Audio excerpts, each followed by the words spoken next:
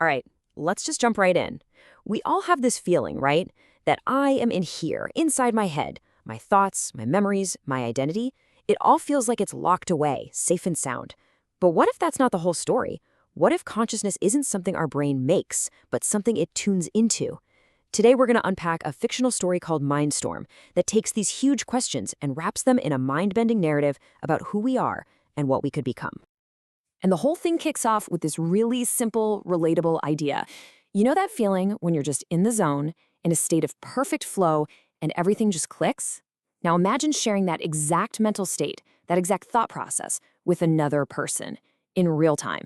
That's the hook, and believe me, it opens a door to a whole new universe. So how in the world does this happen? Well, the story introduces us to a piece of tech, a real game changer that completely redefines what it means to connect. They call it shared augmented consciousness, or SAC for short. And, like a lot of the greatest discoveries, it happened completely by accident. A researcher, Dr. Elena Vasquez, is just running a routine test on two volunteers, Marcus and Sarah. A power search hits, synchronizes their neural interfaces, and for 47 minutes, they don't just talk to each other. They become one. A single, unified mind. And the result was just wow. It was instant synergy. Marcus, who's a software engineer, starts instinctively organizing Sarah's memories like he's debugging code. At the same time, Sarah, a linguist, suddenly just gets the elegant math behind his thoughts. They started solving problems in minutes that would have taken them days or weeks alone. It was pure collaboration. No ego, no arguments, just a seamless fusion of talents. But as they start to push the technology, they stumble onto something really, really weird. Something that makes zero logical sense. It's like they've discovered a fundamental rule of reality itself. And yeah, breaking that rule, it's incredibly dangerous. And here it is, the technology's central terrifying paradox. If you link an even number of minds, 2, 4, 8, whatever, you get harmony, you get synergy, enhanced abilities, the whole shebang. But if you add just one more person, making it an odd number, you get absolute chaos. They call them cognitive storms. People get confused, their personalities literally fight for control, and it causes actual physical pain. The system only works in pairs. Why? Well, getting it wrong has catastrophic consequences. Let's talk about this number for a second. 31. It's the number that changed everything. The number at the heart of what the world would come to know as the Zurich incident. So, here's what happened. In Zurich, some reckless researcher links up a group of 32 scientists. That's an even number, so it's stable. They basically become a superintelligence, solving problems that have stumped humanity for ages. But then, one of the scientists has a stroke and dies, while still linked. Instantly, the group becomes 31. The cognitive storm that erupts is so powerful it becomes contagious. It just spills out into the city. 50,000 people get caught in this wave of shared madness. Their thoughts, their memories, all mixing together. Their entire perception of reality just shatters. Which brings us right back to that critical question. This isn't just a software bug, It's not a hardware glitch. This odd-even rule seems to be a fundamental law of consciousness itself. A law nobody understood until a radical new theory came to light.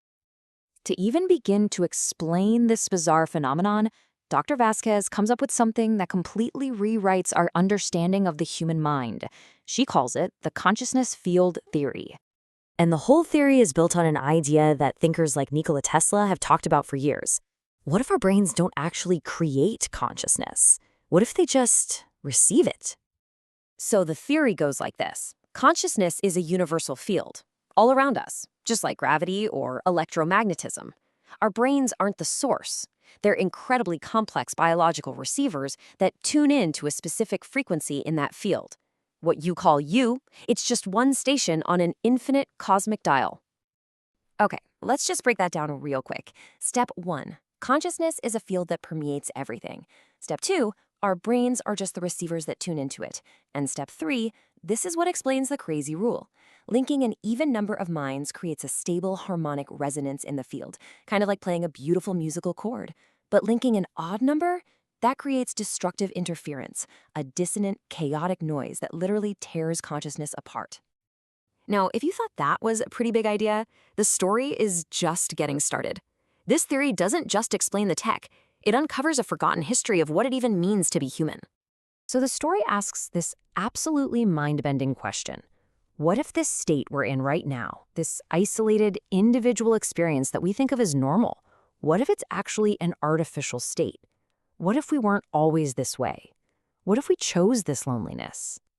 So, according to the story's lore, humanity once existed as this pure collective consciousness. But then, in an act they call a loving separation, we chose to divide into individual forms so we could experience things like uniqueness, privacy, even struggle. The problem is there was an accident. The connection back to the collective was severed, trapping us in our individual selves. They call this harmonic amnesia. So this new technology, SAC, it isn't actually creating anything new.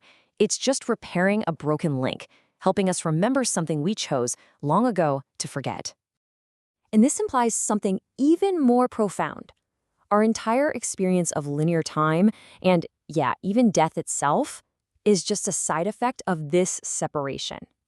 In the collective field, past, present, and future all exist at once. It was only when we became these isolated individual receivers that we started experiencing life as a straight line from birth to death. Okay, I know. This is a wild, fictional ride. But the story's final act argues that the questions it's raising are becoming startlingly real right now, in our world. And this is where the story builds a bridge directly to our reality. You look at shared consciousness in the story, and then you look at the real-world development of brain-computer interfaces. The chaotic cognitive storms, that sounds an awful lot like the algorithmic polarization we see tearing through social media, right? Creating these feedback loops of confusion and anger. And this idea of the collective forces us to look at our own digital networks and really ask about the balance between privacy and transparency. The dilemmas are exactly the same. So in the end, this isn't really about the tech. It's about our values.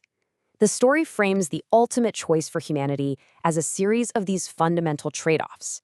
Do we value the innovation that comes from competition or the stability that comes from cooperation? Do we find meaning in tragedy and limitation, or do we want to transcend it all? These are the real questions our own technologies are forcing us to answer. And that's exactly where this story leaves us. It doesn't give us any easy answers. Instead, it just poses this final, huge provocative question. As our own technology starts to blur the lines of what it means to be an individual, we are all, in a very real way, standing at the same crossroads as the characters in Mindstorm. The choice isn't really about what our tools can do. It's about what we value most about being human. So, what kind of beings do we want to become?